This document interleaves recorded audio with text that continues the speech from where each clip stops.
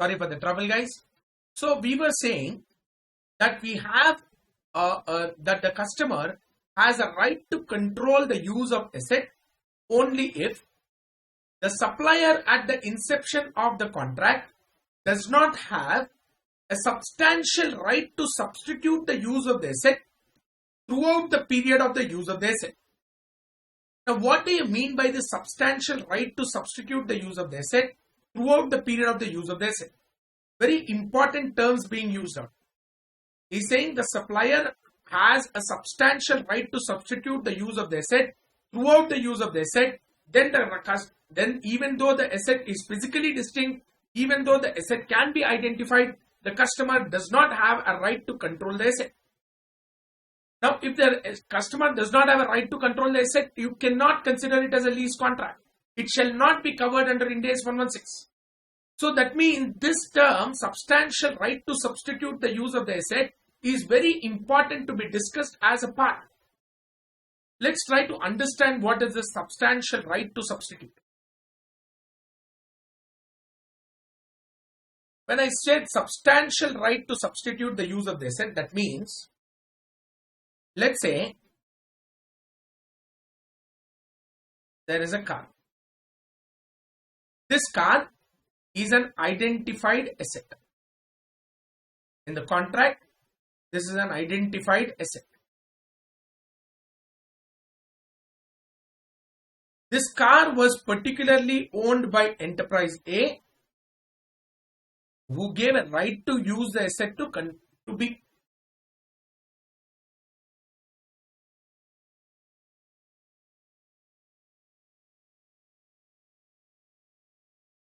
right to control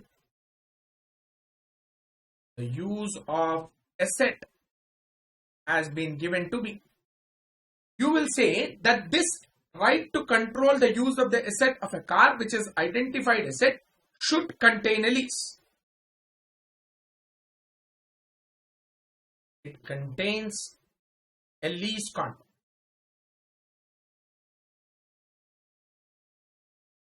But I am saying no. It does not contain a lease contract if supplier A has a substantial right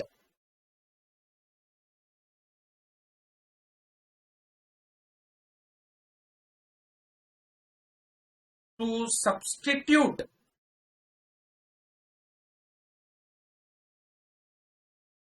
the car with another asset or with another car throughout the period of the contract.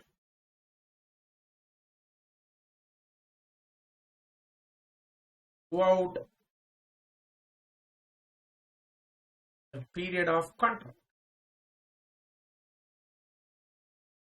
Let's say this car had a number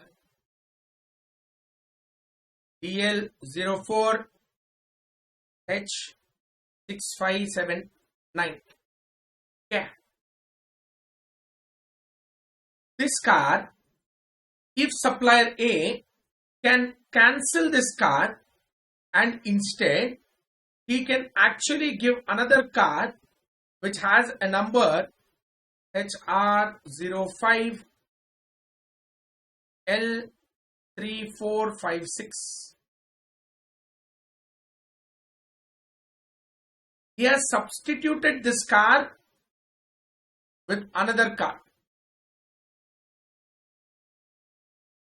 You will say, sir, ultimately that's a car.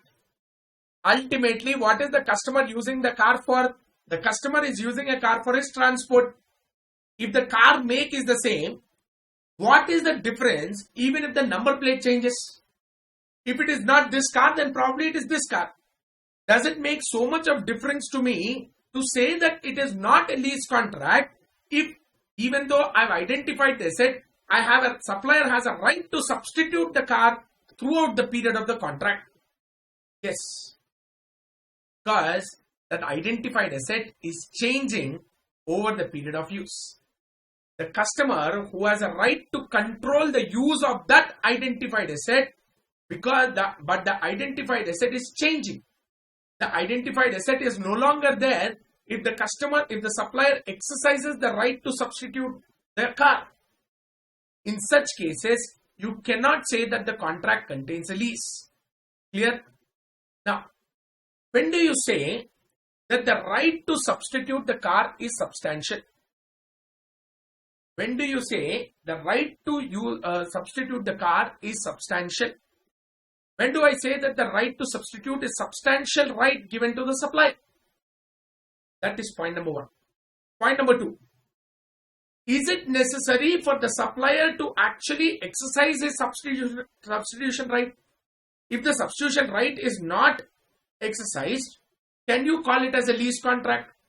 It is not reasonably certain that the supplier will substitute the asset. He has substitution rights, but I don't expect him to substitute the asset. Is it sufficient to still call it as a lease? These are certain discussions that I need to make. In essence, not every substitution right is substantial. Sometimes a supplier has a right to substitute the asset, but that right is not substantial. What makes a right substantial? Point number one. What makes a right substantial? Point number one. Point number two. Under the contract itself, the contract has mentioned that after a particular duration, upon an uncertain future event, if the car meets with an accident, uncertain future event, the supplier has to substitute the asset, or the supplier has an obligation to substitute the asset with another new vehicle. After 3 years, the supplier has has an obligation to change the asset. Can this change be also called as substantial right to substitute? This word substantial right to substitute has much elaborate discussion. It is just not restricted to only substituting the asset. Substituting the asset, yes, but we are talking about substantial right to substitute.